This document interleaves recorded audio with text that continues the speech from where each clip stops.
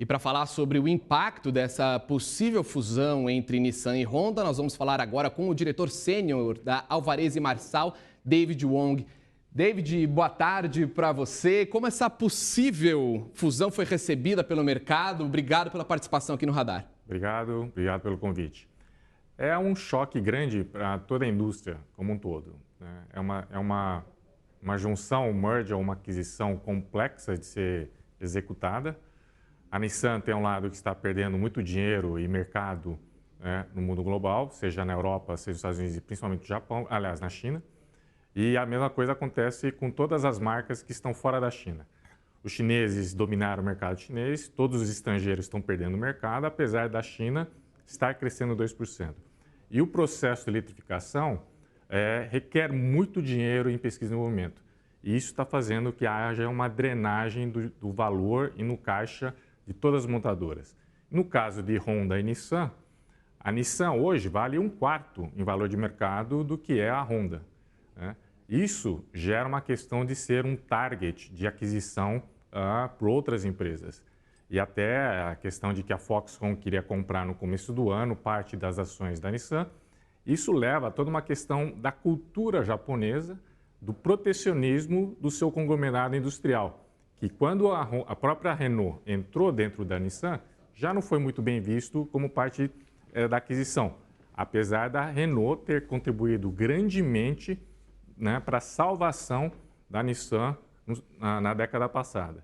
E hoje, com a Foxconn ainda sendo interessada na compra da Nissan, até o próprio governo japonês claramente, né, atravessou e interferiu nos interesses, né, do conglomerado industrial japonês de manter o capital sob o controle japonês.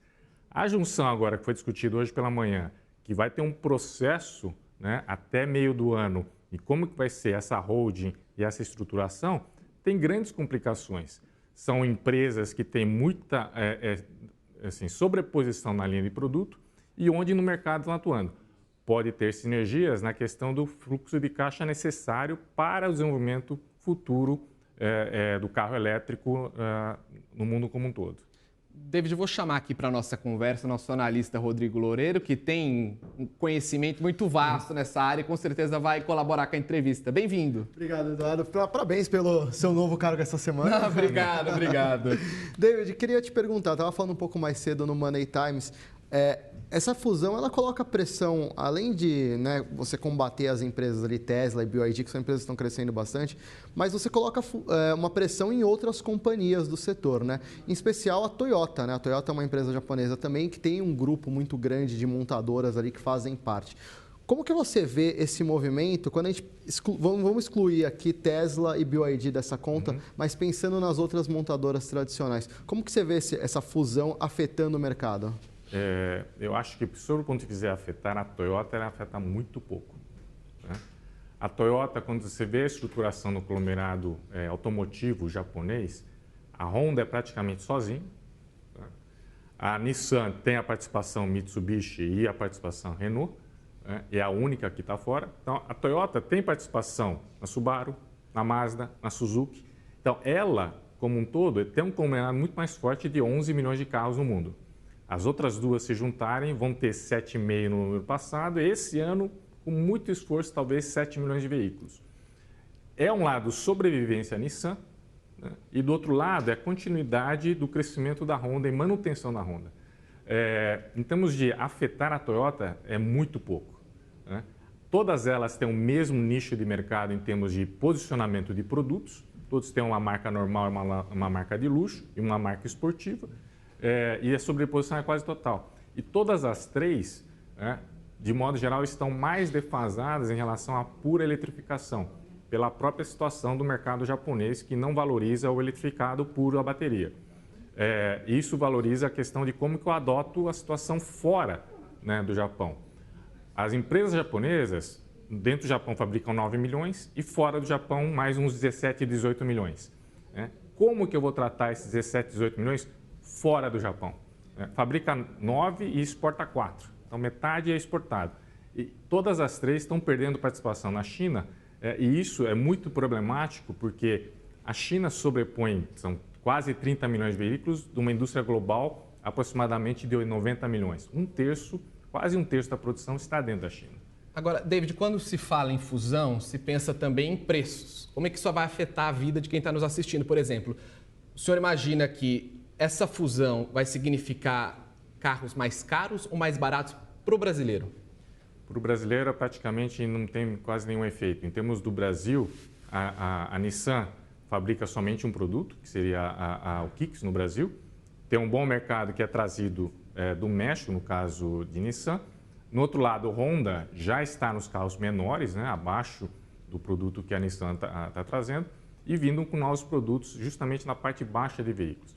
E a própria Toyota está entrando mais agressivamente na parte de carros compactos, nos lançamentos desse ano, que todo mundo sabe, né, com saída do Yaris sedã e entrando com o Yaris Cross, né, que é o segmento que cresce no mundo inteiro, que é justamente o SUV. E no caso do Brasil, justamente esse SUV de entrada em torno de 150 mil, mais ou menos. E para o mercado de trabalho, o que a gente pode esperar? Uma abertura de vagas, fechamento de vagas? Para o Brasil, ele é bom porque vai continuando abrindo vagas, certo?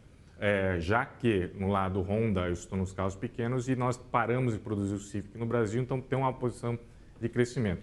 Sob o ponto de vista de Japão, é um problemático, justamente que eles têm muita sobreposição na linha de produtos e como essa sinergia vai acontecer, espero que seja muito mais para a produção futura do que para a produção em linha de produtos atuais.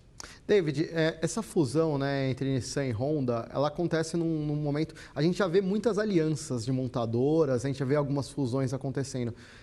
Essa pressão que as empresas do setores de carro elétrico, né, a Tesla e a BYD, que elas fazem nessas montadoras tradicionais, você acredita que a gente pode ver mais movimentos de fusões no futuro, como a gente está vendo agora entre Nissan e Honda? Ela deve continuar acontecendo. Na realidade, já tem acontecido desde o início do século, né? E a questão da fusão é uma coisa natural, porque fazer carro requer muito pesquisa e desenvolvimento. É um produto tecnológico, né? E a necessidade agora da mudança tecnológica mais agressiva é muito caixa que precisa ser colocado. E você vive, o que a gente na indústria fala, a gente vive em dois caminhos. Eu preciso pôr dinheiro numa coisa que não dá dinheiro, que é o carro puro bateria, e preciso extrair o caixa, né, do combustão para sustentar esse lado. Enquanto esse lado não tem a escala, e somente a China praticamente tem a escala, eu preciso tirar o máximo de valor no carro a combustão para sustentar esse desenvolvimento. E sozinho é muito difícil acontecer no mundo que está acontecendo hoje. A própria Toyota precisou da Subaru, certo? Todos os europeus se juntaram de modo geral, a consolidação acontece, assim como acontece, eventualmente vai acontecer com os americanos. E para o setor de carros elétricos, o que podemos esperar?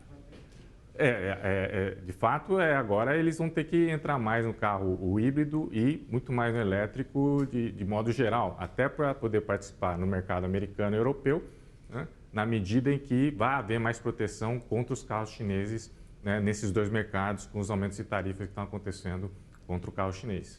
David, continua aqui com a gente, mas antes eu vou chamar uma outra situação aqui interessante, que a Volkswagen anunciou mudanças na operação da sede da empresa na Alemanha. As alterações incluem aí redução na capacidade de produção e corte de 35 mil postos de trabalho somente depois de 2030. A maior montadora de carros da Europa chegou ao acordo depois de 3 meses de negociações com os sindicatos. Apesar dos cortes, o acordo foi visto como um milagre de Natal pelos líderes sindicais, depois de mais de 70 horas de negociação, a mais longa dos 87 anos de história da empresa. Não haverá fechamento imediato das instalações, nem demissões ou cortes salariais por enquanto. No mês passado, cerca de 100 mil funcionários organizaram 2 greves por conta do encerramento potencial de fábricas da Volkswagen pela primeira vez. A montadora quer competir com rivais chineses, mais baratos, além disso ser mais atrativa na procura cada vez menor por carros na Europa. O CEO da Volks declarou nesta sexta-feira que reduziu a capacidade técnica nas fábricas alemãs em mais de 700 mil veículos e, com os acordos, vai reduzir os custos laborais e de desenvolvimento para um nível competitivo. De acordo com o líder sindical, foi feito compromisso com a Volkswagen de manter o emprego dos atuais colaboradores até o fim de 2030 e demitir após essa data com o pagamento de uma contribuição no começo de 2031. David, aí a Volkswagen, uma montadora que também precisa se reinventar, mas dá para fazer frente às montadoras chinesas? É difícil, mas todo mundo, de modo geral, apesar dos cortes, vão ter que entrar numa reestruturação do negócio.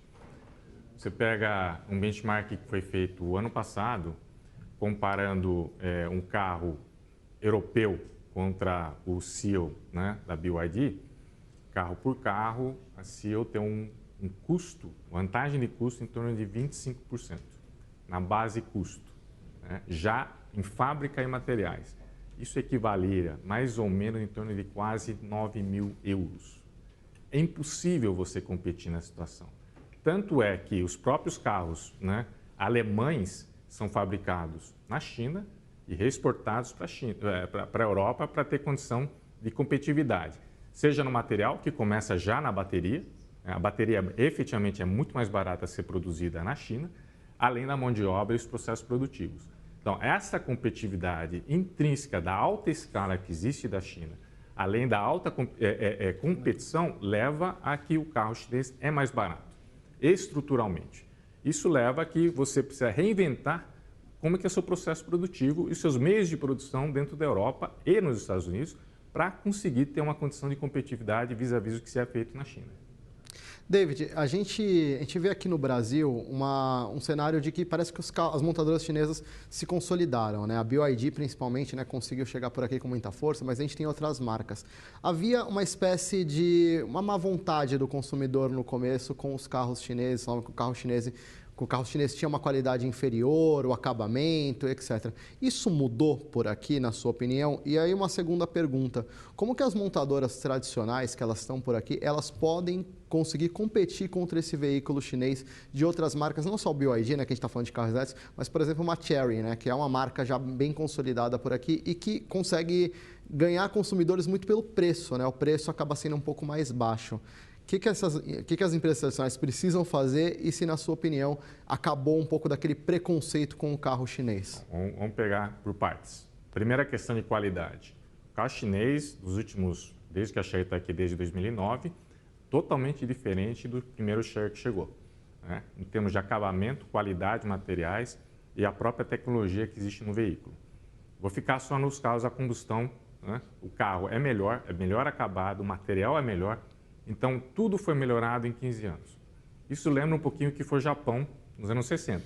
Então, o processo de aprendizado de indústria, ele é fácil e ele é copiável. O processo de adaptação e conhecer a tecnologia de um carro, que é muito mais eletrônica do que mecânica, o asiático já tem vantagem. Então, você fala que o carro, que é um carro de software hoje, muito mais que um carro propriamente mecânico, o oriental está em vantagem. E o chinês e o coreano, pela própria tradição de estar desenvolvendo tecnologia eletrônica, está muito mais avançado, né? Uma coisa que ficou para trás na Europa e nos Estados Unidos, né? Não que não tenha competência para isso, mas não teve foco para isso, né? Então, o investimento que foi feito, seja na Coreia, no Japão e muito na China, dessa parte tecnológica, levou à vantagem. A outra questão do carro, seja híbrido, seja puro bateria, tem muito a ver de que a China começou com a brincadeira da bateria no começo do século, né? Na bateria das bicicletas elétricas. Então, a evolução da bateria, né, até hoje, a China está à frente porque ela começou antes. Não quer dizer que os outros não consigam. Agora, a necessidade de ter começado antes levou também a desenvolver toda uma cadeia, desde a mineração, o refino e a fabricação da bateria. E essa vantagem, os outros estão colocando muito dinheiro, né, são mais de 50 bilhões de dólares só na cadeia de bateria, para conseguir chegar ao nível de competição, desde a mineração até a produção das células de bateria. Maravilha, tá aí então David Wong da Alvarez / Marçal, muito obrigado pela entrevista, pela participação aqui no Radar, agradeço também o Rodrigo Loureiro, nosso analista que contribuiu muito com a entrevista, até a próxima. Obrigado pelo convite, até.